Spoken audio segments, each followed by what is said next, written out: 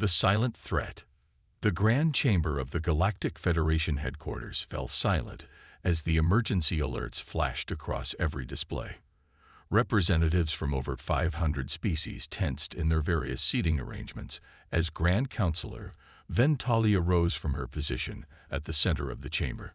Her translucent, opalescent skin pulsed with bioluminescent patterns that conveyed deep concern to those who could interpret them.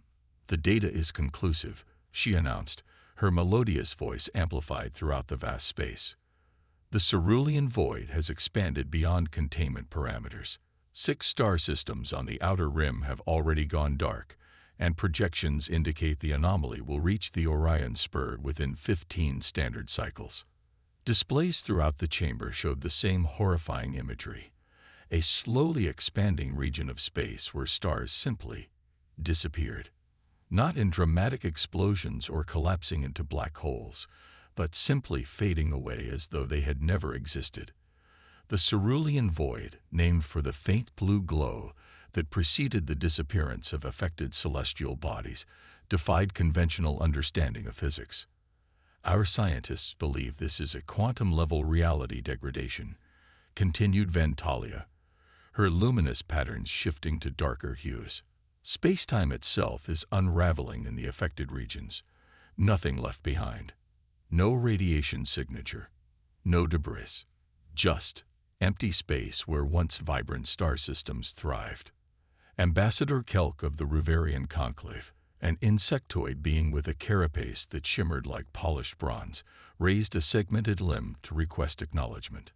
"The Ruverian Conclave offers our deepest sympathies for those lost," Kelk chittered, mandibles clicking softly. "However, we must prioritize evacuation of threatened systems rather than attempting intervention. Our analysis suggests the void operates on principles beyond our technological capabilities to counteract." Murmurs of agreement spread through the chamber. The Uvari delegates, gaseous entities contained within specialized environmental suits, pulsed rapidly in what their species considered nodding. The crystalline Setka representatives vibrated at frequencies indicating reluctant concurrence. "The Federation has already initiated evacuation protocols," Ventalia acknowledged. "But the void's expansion rate has increased by 38% in the last cycle alone. Conservative estimates suggest we can evacuate perhaps 60% of threatened populations before the anomaly reaches them. We need volunteers with advanced propulsion and quantum engineering expertise to attempt containment." Silence fell across the chamber once more, heavier than before. Species representatives exchanged uncomfortable glances, subtle postures of reluctance, or the equivalent communication methods for their diverse biologies. "The Nithraxi Dominion regrets it cannot assist," announced a tall, willowy being with skin like burnished metal. "Our quantum field manipulators are incompatible with the specific properties of the void. Attempts to interface would likely accelerate the degradation." One by one, the most technologically advanced civilizations in the Federation offered their apologies and explanations. The Jitar cited religious prohibitions against interfering with cosmic phenomena. The Elcor sovereignty claimed their propulsion systems would be neutralized by the void's strange properties. The Quantum Consciousness Collective insisted their distributed intelligence would be fragmented if exposed to reality degradation. In the far corner of the chamber, a relatively small and unassuming figure observed the proceedings with growing frustration. Commander Elena Reyes, representing the United Earth Government, had remained silent throughout. Humanity had only been granted Federation membership 53 standard years ago, barely a moment in the timescale of galactic politics. Earth was still viewed as a curiosity by the older species. Humans were considered resourceful but unsophisticated, their technology crude but functional, their political structures chaotic but surprisingly effective. After the 18th refusal, Elena stood, her simple blue uniform standing out among the elaborate attire of other representatives. "Earth will respond to this threat," she stated firmly. A ripple of what could only be described as polite amusement passed through the chamber. Grand Counselor Ventalia's skin patterns shifted to indicate diplomatic concern. "Commander Rice, while we appreciate Earth's willingness to assist, This phenomenon requires quantum engineering capabilities far beyond your species' technological development. The risk to your personnel would be, with respect, Counselor, Alina interrupted, a breach of protocol that caused several delegates to bristle. Humans have been studying quantum reality fluctuations since we detected what we call dimensional fissures in the Kuiper Belt nearly 70 years ago. We've developed containment technologies that may be applicable. She activated her datapad, projecting holographic schematics into the center of the chamber, designs for vessels unlike anything the Federation had seen before. Their hulls appeared to be layered with intricate patterns of exotic materials, power systems routed through configurations that seemed almost organic in their complexity.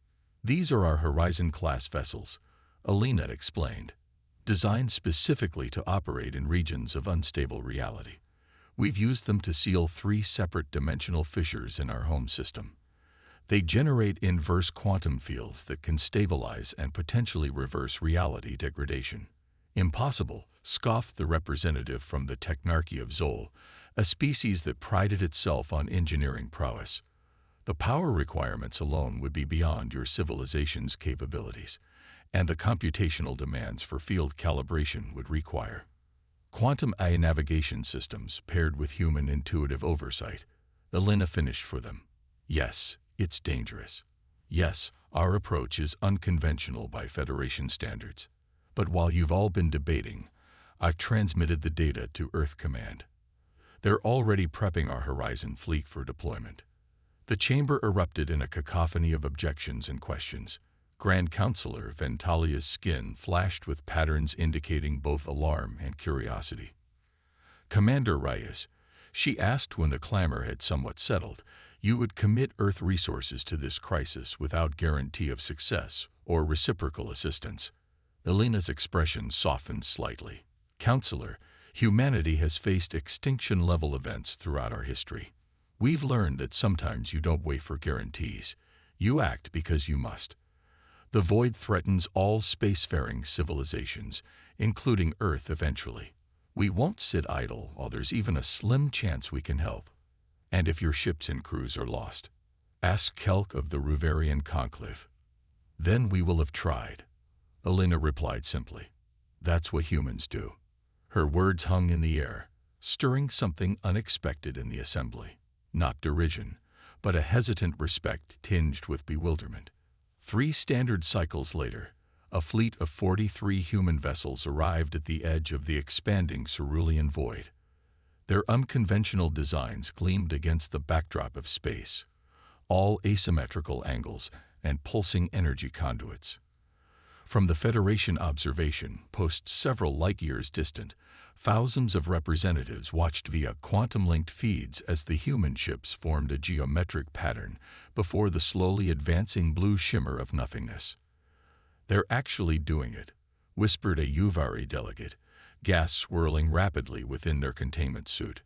On the bridge of the lead vessel, the HSS Defiance, Captain Miguel Ochoa watched the final preparations with outward calm that belied his racing heart. Around him, his crew, a mix of seasoned space veterans and brilliant theoretical physicists, worked with practiced efficiency. Quantum field generators at 97% capacity, Captain, reported his first officer, Dr. Amara Okafor, dark eyes fixed on the readouts before her. All ships report ready for synchronization. Miguel nodded, taking a deep breath as he keyed the fleet-wide comm system. All vessels, this is Captain Oko. In approximately 6 minutes, we will engage our quantum field generators in sequence, attempting to create a stabilization boundary around the anomaly. We've trained for this, we've prepared for this, but I won't pretend this isn't the real thing with real risks. He paused, looking at the faces of his bridge crew. Human faces showing determination despite their fear. The cerulean void has already claimed billions of lives. If we succeed today, we save billions more. If we fail, well, then we'll have shown the galaxy that humanity doesn't back down from impossible challenges. Prepare for field activation on my mark. As the Federation representatives watched from afar, the human fleet began to glow with increasing intensity, energy fields stretching between ships to form a web of brilliant light against the darkness, a thin line of human defiance against the silent, creeping threat of oblivion. At the observation post, Grand Counselor Ventalia's skin pulsed with colors that had no name in human languages, a pattern that conveyed a complex mix of hope, admiration, and dawning realization that perhaps the Federation had greatly underestimated humanity's potential. The cerulean void's edge pulsed with eerie blue light as it approached the human fleet, two forces about to collide. One, the mindless expansion of cosmic disorder, the other, the calculated resistance of a young species that refused to accept defeat without a fight. Operation Stardust.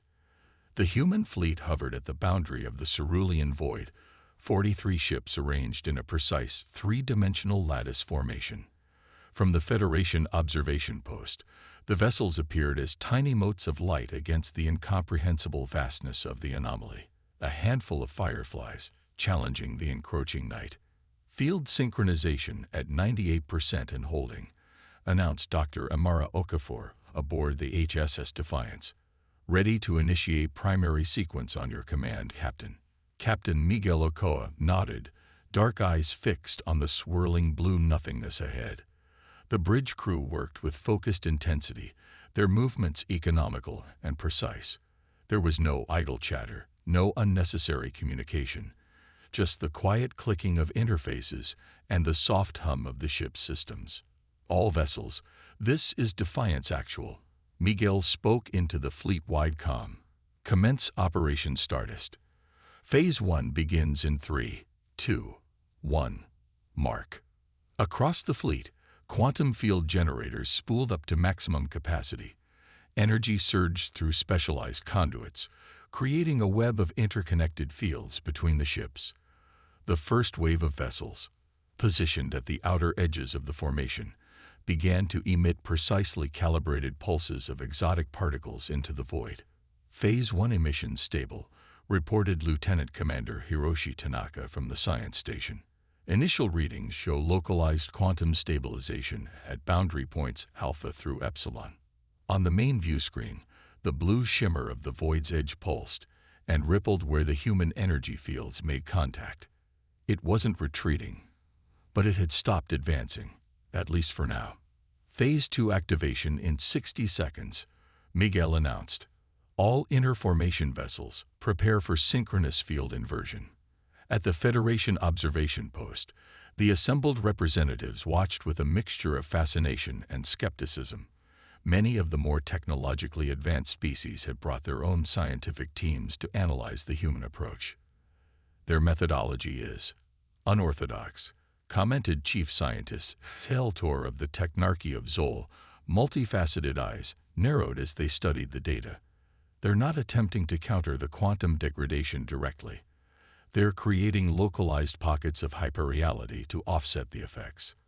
Hyperreality, echoed Grand Counselor Ventalia.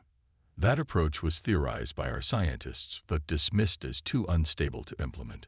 The energy requirements alone would be. They've modified their antimatter reactors, interrupted Exceltor, mandibles clicking in what might have been grudging admiration. Look at these readings. They're channeling the energy through biological neural networks integrated with their ship systems. It's crude but innovative. Back at the fleet, Phase 2 had begun. The inner formation ships activated their field inverters, creating a counterbalance to the outer ship's emissions. The combined effect generated a rippling cascade of energy that penetrated deeper into the void. We're seeing fluctuations in the quantum degradation rate, reported Dr. Okafor, her voice tight with controlled excitement. The void's expansion has slowed by 23% in sectors 1 through 7. A cheer went up from the crew, quickly silenced by Captain Oko's raised hand. Stay focused, he commanded. We're not done yet. Prepare for Phase 3. All ships rotate quantum field harmonics to frequency band delta. The human ships began to shift positions slightly, maintaining their overall formation, but adjusting the angles of their approach. The energy web connecting them changed color, shifting from bright white to a deep resonant blue that matched, then exceeded, the luminosity of the void itself. "What are they doing now?" asked a Uvari delegate at the observation post, their gaseous forms swirling with agitation inside their containment suit. "They're attempting to match the fundamental frequency of the anomaly," explained a Tetka scientist, crystalline appendages vibrating with surprise. "It's similar to how ancient civilizations used resonance to bring down structures, find the natural frequency and amplify it until the system destabilizes. But that could accelerate the void's expansion," objected another scientist. "Or cause it to collapse in on itself," countered the Tetka. "It's brilliantly simple, actually." As Phase 3 progressed, sensors throughout the fleet began to register unexpected readings. The boundary of the void was becoming increasingly unstable, not expanding, but fluctuating wildly. "Captain, we're detecting quantum particles rebounding from the void's interior," reported Lieutenant Commander Tanaka, eyes wide. "This doesn't match any of our simulations." Miguel leaned forward in his command chair. "Are they harmful?" "No, sir," Tanaka replied after a moment of analysis. "They appear to be regular matter, as if something inside the void is starting to come back." A hush fell over the bridge as the implications sank in. The void hadn't been destroying matter. It had been displacing it somehow, pushing it into some other dimensional space. "Amara," Miguel said quietly to his first officer, "what happens if we reverse our field polarities completely? Could we create a strong enough pull to draw back what's been displaced?" Dr. Okafor's fingers flew across her console as she ran rapid calculations. "Theoretically, yes, but it would require channeling all our power through the quantum generators simultaneously. We'd be operating beyond safety parameters by at least 200%. Likelihood of generator overload: 78% minimum. We could lose ships, Captain." Miguel nodded grimly. "And if we don't try? Then we've only temporarily slowed the void. Once our energy reserves deplete, it will continue expanding." The captain opened the fleet-wide channel again. "All vessels, this is Captain Otko. We've discovered the void isn't destroying systems.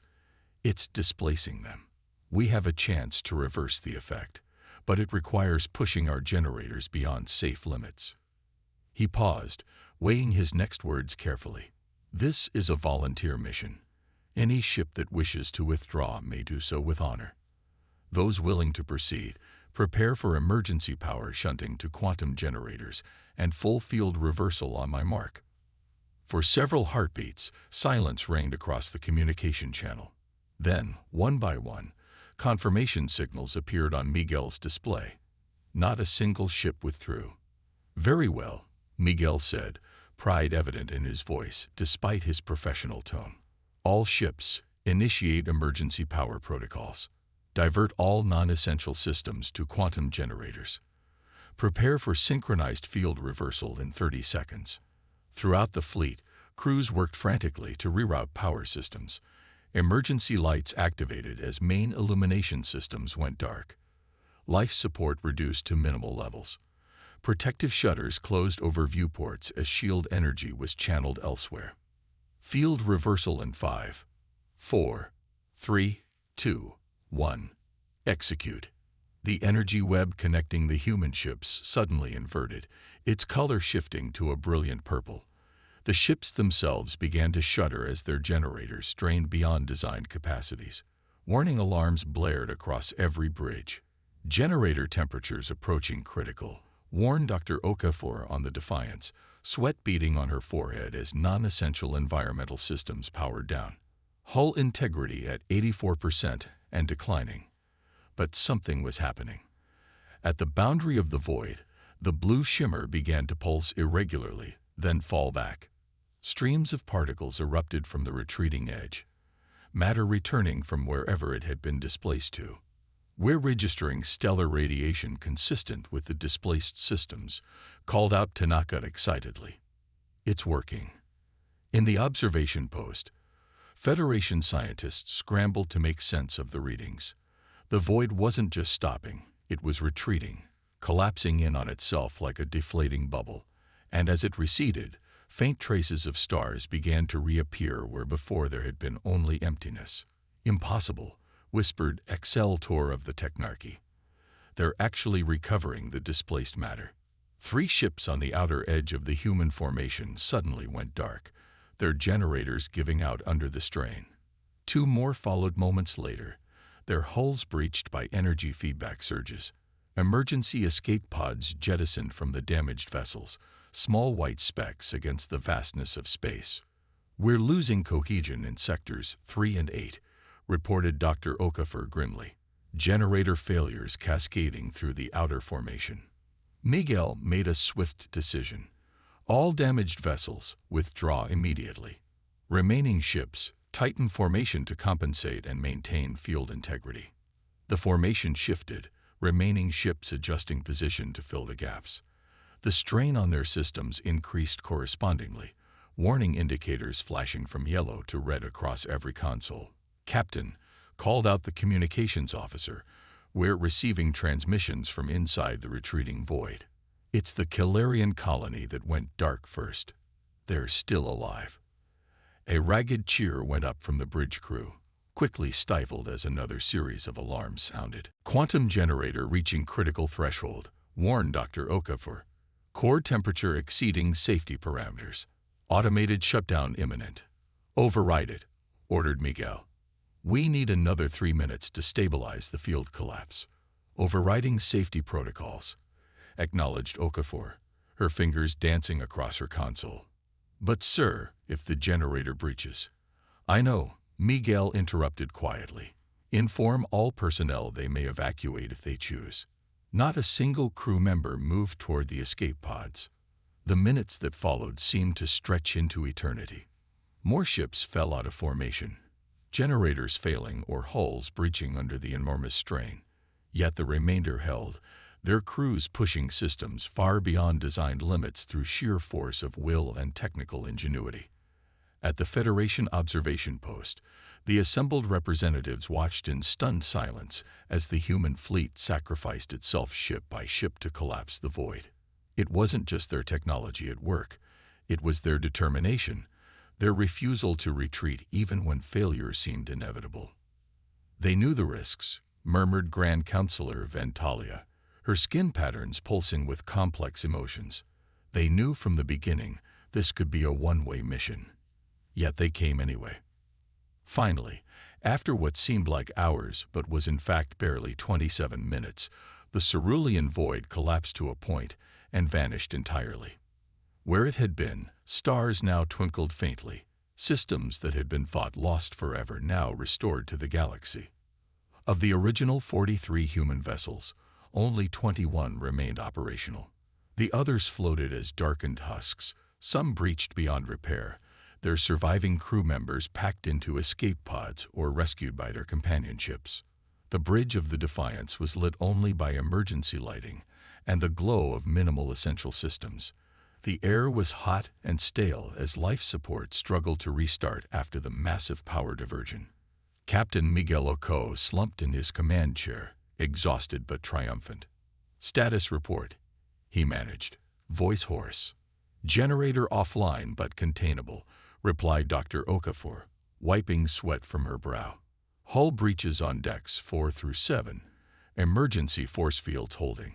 Casualty reports still coming in, but preliminary estimates suggest we lost 38 crew members." Miguel closed his eyes briefly, feeling the weight of those losses. Then he straightened, turning to communications. "Contact the Federation observation post. Inform them Operation Stardust is complete. The cerulean void has been neutralized. Request immediate assistance for recovery operations and medical evacuation." As the message was transmitted, the bridge crew of the Defiance looked at one another with a mixture of exhaustion, grief, and pride. They had faced an impossible challenge and prevailed, though not without cost. At the Federation observation post, Grand Counselor Ventalia's skin glowed with a pattern that few had ever seen before, the bioluminescent equivalent of profound respect. "It seems," she said softly, "that we have much to learn from our human allies. Against all odds." The aftermath of Operation Stardust unfolded across multiple systems simultaneously. Federation rescue ships converged on the battered human fleet, their medical teams rushing to assist the wounded. Recovery vessels moved carefully through the debris field, searching for survivors from the ships that had been lost in the operation. Aboard the Federation flagship Celestial Harmony, a massive vessel that served as both diplomatic hub and crisis response center, an emergency meeting of the High Council was underway. The casualty reports from the human fleet are still coming in, reported Admiral Kivex of the Federation's Rapid Response Division, his scaled skin shifting from deep green to somber blue. Current estimates indicate 173 fatalities, with over 400 injured, many critically. Grand Counselor Ventalia's luminescent patterns pulsed with distress, and how many lives were saved by their actions. Conservative estimates place the number at approximately 12 billion sentients across the recovered systems, replied Kivex. The Calarian colony world alone housed 3 billion individuals. Murmurs spread through the gathered representatives. The scale of what humanity had accomplished and sacrificed was only beginning to sink in. There is another matter, continued the Admiral, his tone growing even more serious. The dimensional instability has not been fully resolved. Our scientists report that while the void itself has collapsed, the underlying quantum fractures that caused it remain active. They've spread throughout the affected region like a network of cracks in ice. Holographic displays activated around the chamber, showing the intricate web of quantum fissures spreading through the reclaimed space. How long do we have before another void forms?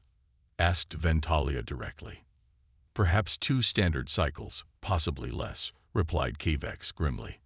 And when it returns, it will likely be far more extensive than before, potentially encompassing the entire Orion spur.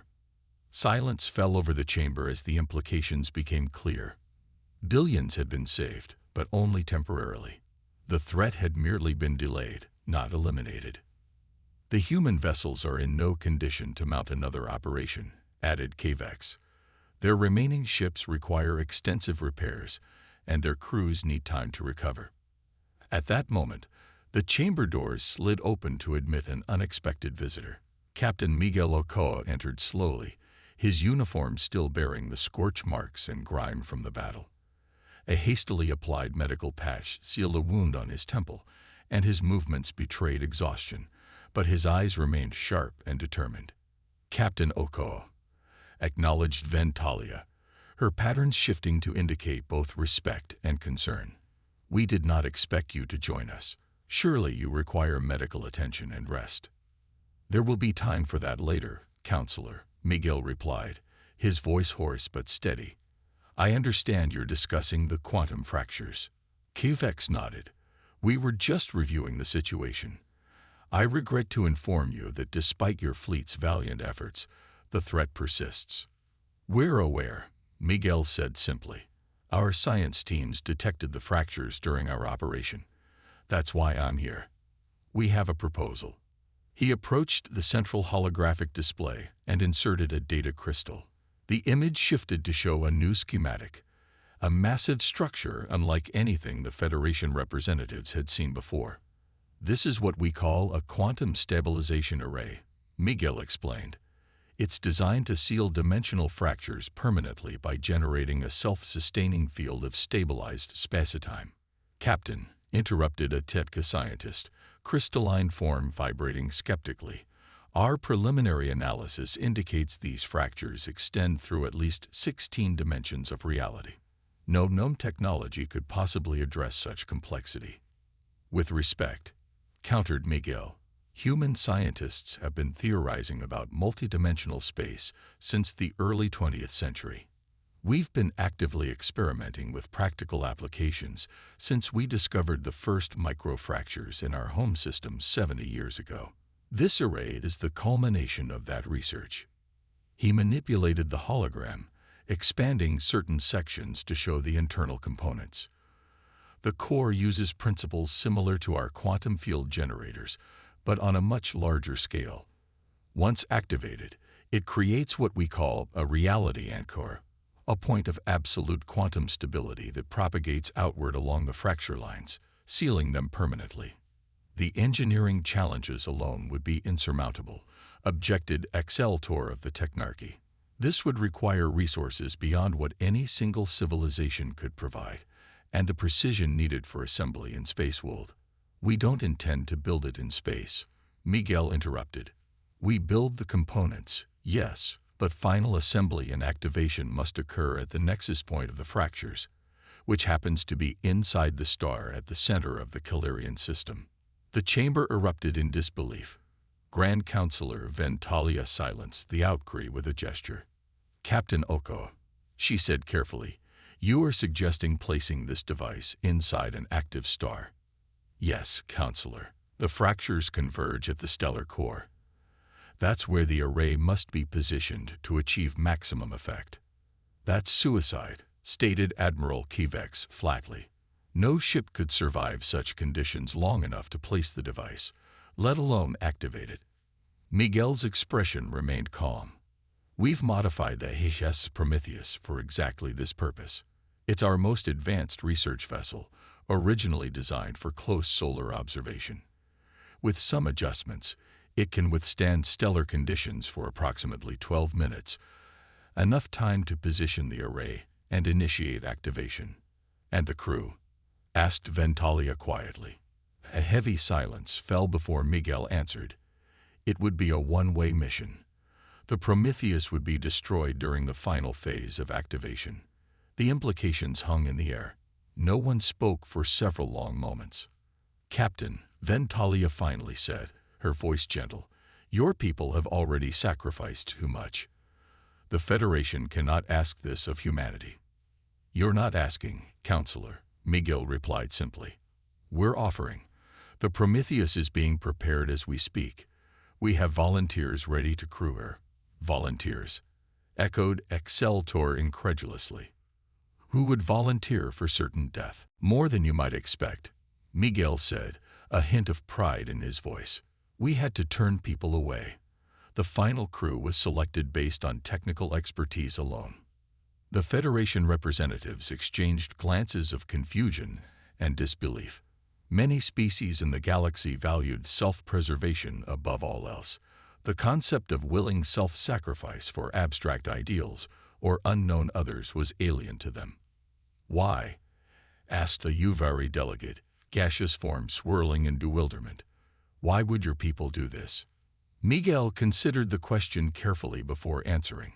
Throughout human history, there have always been those willing to face certain death to protect others or advance knowledge. Firefighters run into burning buildings. Test pilots fly experimental aircraft. Early astronauts ventured into space with technology we would consider primitive by today's standards. It's part of who we are. He straightened, wincing slightly from his injuries. The array will be ready in 14 hours. The Prometheus will depart for the Calirian star 6 hours after that. All we request from the Federation is evacuation assistance for the Calirian colony world, in case our calculations are off. Before any of the representatives could respond, Miguel's communication device activated. He checked it, his expression hardening. Excuse me, counselors. I'm needed elsewhere. He turned to leave, then paused. One more thing. When the Prometheus departs, she'll be transmitting on an open frequency. I would encourage you to listen. It might help you understand. 20 hours later, Federation vessels had evacuated the Calirian colony as a precaution. Observation ships maintained a safe distance from the system's star, instruments trained on the swirling plasma of its chromosphere. The HS Prometheus approached its final destination, its heavily modified hull glowing white-hot from the stellar radiation. Inside, a crew of 8 worked with calm efficiency despite knowing what awaited them. In the Federation observation ships, representatives from dozens of species listened to the open transmission from the human vessel. There was no panic, no dramatic speeches, just professional communication as the crew performed their duties. Hull temperature approaching critical, reported the Prometheus's engineering officer, Voice steady despite the alarms blaring in the background. Outer shielding beginning to fail. Time to core insertion. 3 minutes, 27 seconds. Acknowledge, replied Captain Eliza Chen calmly. Maintain course. Dr. Harrison, status of the array. Final diagnostic complete, answered another voice. Quantum matrices aligned and synchronized. Activation sequence programmed. It's ready, Captain. Throughout the transmission, the most striking thing to the alien listeners was not what was said, but what wasn't. No one mentioned the fate that awaited them. No one expressed regret or fear. They spoke as though conducting a routine mission, their voices betraying nothing more than professional focus. Approaching final position, announced the pilot. Core insertion in 60 seconds. All personnel, said Captain Chen, her voice softening slightly. It has been an honor to serve with you. Let's make this count. Simple acknowledgements echoed from each crew member, no elaborate farewells, just quiet affirmations. The Prometheus penetrated the star's outer layers, its reinforced hull withstanding pressures and temperatures that should have instantly vaporized it. Federation sensors registered the ship's descent toward the stellar core, where the quantum fractures converged like the center of a cosmic spiderweb. Array deployment commencing, came the transmission, breaking up slightly through the stellar interference. Anchoring successful. Initiating primary sequence. In the Federation observation ships, scientists watched in amazement as their instruments detected a new energy signature at the star's core, a perfectly stable point amidst the nuclear chaos. The array is operational, reported Dr. Harrison, voice now distorted by increasing interference. Quantum stabilization field expanding along fracture lines at predicted rate. It's working, Captain. Well done, everyone, replied Captain Chen, her voice calm despite the cacophony of warnings audible in the background. Hull integrity at 12% and failing. Estimated time to complete stabilization, 47 seconds. Won't the ship be destroyed before then? Asked a TETK observer aboard the lead Federation vessel. Yes, replied a human liaison officer quietly. But the array will continue functioning. It's designed to operate independently once the initial sequence is complete. The transmission from the Prometheus became increasingly broken, punctuated by static and system alerts. Field expansion at 39%. Came Dr. Harrison's voice. Fractures sealing as predicted. Engine containment failing, reported another voice. Core overload imminent. Hold position. Ordered Captain Chen. Just a little longer. Then, abruptly, the transmission cut off entirely. Federation sensors detected a massive energy surge within the star, followed by a brief, intense flare that erupted from its surface like a solar prominence. Silence fell across the observation ships as everyone watched their displays. The quantum fractures, visible only to specialized instruments, were changing, the jagged lines of dimensional instability smoothing out, sealing themselves as the array's influence spread outward from the stellar core. Hours passed as the scientists monitored the process. No one spoke much, each lost in their own thoughts as they witnessed something many had believed impossible. Finally, the last fracture sealed itself, the quantum readings stabilizing across all 16 dimensions. It is done, announced the lead Federation scientist quietly. The fractures are sealed. Permanently, if the human calculations are correct. In the sudden silence that followed, the Uvari representative's containment suit pulsed with the soft blue of their native color for mourning. They knew they would not return. Yes, said the human liaison. They knew.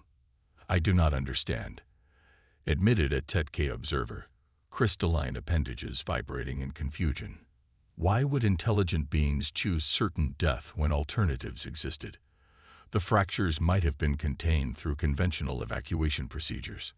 Not everyone would have escaped, replied the human quietly, and the fractures would have continued spreading to other systems eventually. Sometimes, the cost of one ship, one crew, is worth paying when measured against billions of lives.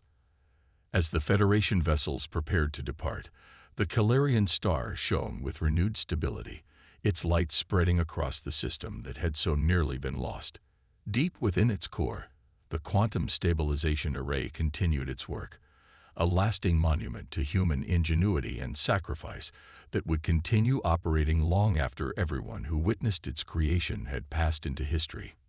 The breaking point. 2 standard months after the events in the Calarian system, the Galactic Federation faced another crisis. The quantum stabilization had been successful. The fractures were sealed, and the threat of another cerulean void had been eliminated, but the operation had revealed something unexpected. Similar fractures were beginning to form in other regions of the galaxy, particularly around systems with unusual stellar activity. In the Grand Chamber of Federation headquarters, an emergency session had been called.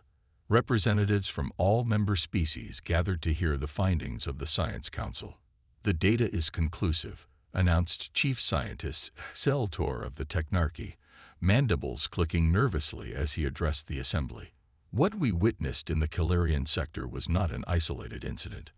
Our long-range sensors have detected identical quantum-level instabilities forming in 7 other regions, most notably in the densely populated Cygnus Reach." Holographic displays throughout the chamber showed the affected areas, highlighting the web-like patterns of dimensional fractures spreading between star systems.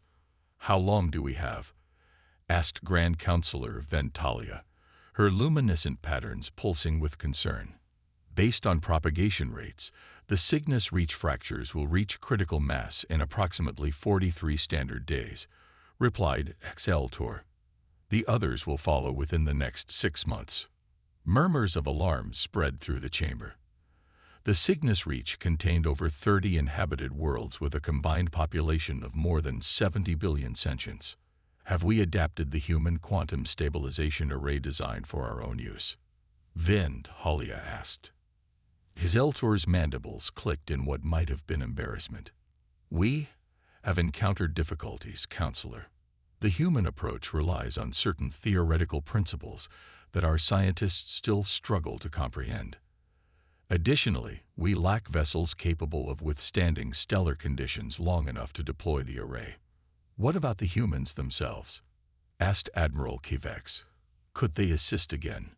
A hush fell over the chamber as all eyes turned to the human representative. Commander Elena Reyes stood, her expression carefully neutral despite the weight of expectation now falling on her shoulders. "The United Earth government has been briefed on the situation," she began. "Our scientists confirm your findings regarding the new fractures. As for assistance," she paused, seeming to choose her words carefully. "Humanity lost 39% of our deep space fleet during Operation Stardust. The Prometheus and her crew are gone. We currently have only 1 vessel capable of deploying the quantum stabilization array, and it would require extensive modifications." "But you could help," pressed Ventalia. "Potentially," Elena replied cautiously. "However, I must be clear. Any further operations would stretch our resources to the breaking point. Earth's defense capabilities would be severely compromised. We would require substantial assistance from Federation allies for both the array components and for protection of our home system during the operation." The chamber fell silent as the implications sank in. Humanity was asking for something unprecedented: direct military and technological support from multiple Federation species. Ambassador Kelk of the Ruvarian Conclave rose, mandibles clicking rapidly in what humans had learned to recognize as agitation. "While we respect humanity's previous sacrifice, this request is unreasonable. The Federation Charter specifically prohibits shared military deployments to protect member worlds except in cases of collective threat." "I would argue," Elena responded calmly, "that dimensional fractures threatening 70 billion lives constitute a collective threat. The threat is to the Cygnus Reach, not to Earth," countered Kelk. "Transferring defensive resources to your system would leave our own worlds vulnerable." Similar objections arose from other representatives. The Uvari questioned the practicality of integrating diverse technologies. The Tetka cited religious prohibitions against deploying their crystalline ships beyond their sacred territories. The Technarchy of Zol expressed doubt that human engineers could effectively utilize their advanced systems. As the debate grew more heated, Commander Elena Reyes remained standing, her posture rigid, but her expression resigned, as though she had expected this response. When she finally spoke again, her voice cut through the clamor with quiet intensity. The Federation asked for our help when the void threatened. We gave it without hesitation, without guarantees, without demands. We lost ships. We lost lives. And now, when we ask for your assistance to save not our world but yours, you cite regulations and inconveniences. She looked around the chamber, meeting the eyes, optical sensors, or sensory apparatuses of each representative in turn. We will help regardless. Humanity will not stand by while billions die, if there's even a chance we can prevent it. But know this, we will remember who stood with us and who did not. With that, she sat down, leaving an uncomfortable silence in her wake. Grand Counselor Ventalia's skin patterns shifted through several complex configurations before settling on a formal diplomatic pattern. This assembly will recess for 12 hours to allow representatives to consult with their governments. We will reconvene to formalize our response to this crisis. In a smaller chamber adjacent to the main hall, Commander Elena Reyes sat alone, reviewing data on her neural interface when the door slid open. She looked up to see Grand Counselor Ventalia enter, her aides remaining outside. "Commander," the counselor greeted her, luminescent patterns shifting to a more informal configuration. "May I speak with you privately?" Elena gestured to an empty seat. "Of course, Counselor." Ventalia settled herself gracefully, her translucent form catching the light in iridescent patterns. "Your statement in the chamber was pointed, but not inaccurate," Elena replied evenly. "No," conceded Ventalia, "not inaccurate. The Federation has much to learn about reciprocity. Many of our member species have existed in relative isolation for millennia, even while sharing the galaxy. The concept of mutual sacrifice for collective benefit remains theoretical for many. For humans, it's practical," said Elena. "Historical. We learned long ago that survival often depends on cooperation and sacrifice." "Yes, we've studied your history." Ventalia's patterns shifted to indicate something like sadness. "It is remarkably violent. Perhaps that explains your species' unusual approach to crisis." Elena smiled slightly. "We prefer to think it's not despite our history, but because of it that we value life so highly. We know its fragility." The counselor was silent for a moment, patterns swirling thoughtfully. "Commander, I cannot promise the full support you requested. The Federation does not work that way. But I can tell you that not all species share the reluctance voiced in the chamber. Some have already approached me privately to offer assistance." "That's good to hear," Elena said carefully. "There is something else," continued Ventalia. "Our scientists have been analyzing the data from the Calarian operation. They believe there may be a connection between the fractures." "What kind of connection?"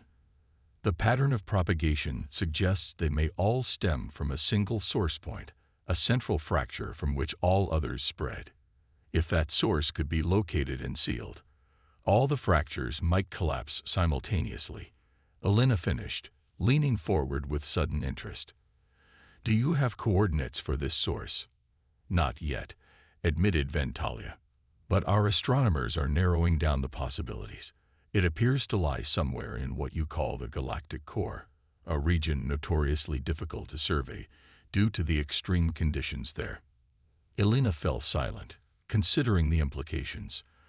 The galactic core was a maelstrom of radiation, gravitational distortion, and stellar activity, far more dangerous than any single star.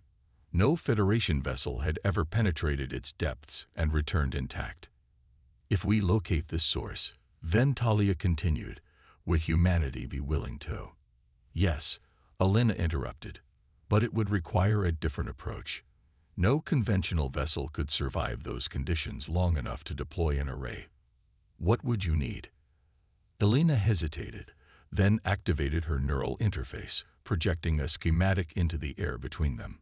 It showed a vessel unlike anything the Federation had seen before, sleek but massive, with unusual configurations of engines and shielding. This is a theoretical design our engineers have been working on. The HSS Mobius, a dimensional shift vessel. Instead of trying to withstand extreme conditions, it shifts slightly out of phase with normal spacetime, allowing it to bypass the worst effects. Ventalia's patterns pulsed with surprise. Your people have dimensional shift technology.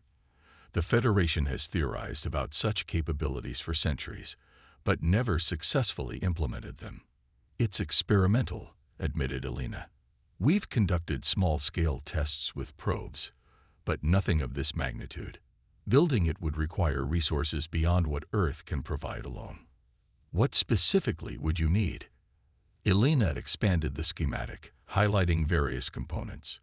Quantum resonant crystals from the Tetka territories. Dimensional tuning mechanisms that only the Technarchy has mastered. Bioengineered neural interfaces like those the Uvari use for their environmental suits. And that's just the beginning. Ventalia studied the design, her patterns shifting through configurations that indicated deep thought. This would require cooperation from at least 7 major Federation species.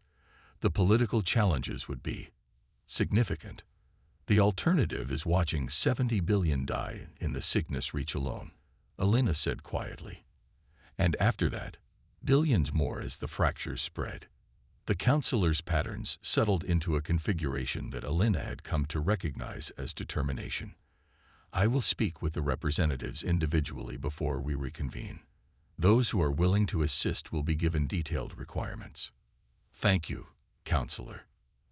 As Ventalia rose to leave, she paused. Commander, I must ask, if we locate this source point in the galactic core, and if we somehow manage to build this vessel, who would crew it? The conditions would be even more extreme than what the Prometheus faced. Elena's expression remained carefully neutral. We'll find volunteers. We always do. Even knowing it would likely be another one-way mission. Especially then, Elena replied simply. The higher the stakes, the more willing humans are to risk everything. Ventalia's luminescent patterns shifted to a configuration Elena had never seen before, one that seemed to communicate a complex mixture of admiration and sadness. Your species continues to confound us, Commander Reyes. I hope the Federation proves worthy of such allies. 36 standard days later, a massive vessel hung in space at the edge of the Federation's territorial boundaries. The HSS Mobius gleamed with an otherworldly iridescence, its hull incorporating technologies from 9 different Federation species alongside human engineering. In the observation lounge of Federation Station Gamma 6, representatives from across the galaxy gathered to witness its departure. The station's enormous viewports provided a clear view of the ship as final preparations were made. It is beautiful, admitted Exceltor of the Technarchy, mandibles clicking softly. I would not have believed such integration of disparate technologies possible. The humans have accomplished in 30 days what our engineers estimated would take years, agreed a Tetka scientist, crystalline appendages vibrating with what might have been excitement. Their approach to technological integration is unorthodox, but undeniably effective.